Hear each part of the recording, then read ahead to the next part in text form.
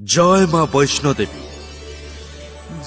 श्रद्धालु भक्तवृंद चलित जानुआरी मास 29 तारिख 2025 ठारू फेब्रुआरी 2 तारिख 2025 पर्यंत आपण मानक अंचलर जामु कोण ठारे जम्मू काश्मीर विश्व प्रसिद्ध मां वैष्णो देवींकर भव्य प्रतिमूर्ति प्रतिष्ठा कार्य पुरीर मुख्य धाड़ीर पंडित मानक द्वारा अनुष्ठित है, जहा आम उत्कल माटीर बा नयागढ़ माटीरे प्रथम एवं सर्वबृहत वैष्णो धाम भावे परिगणित हेबाकु जाउछि।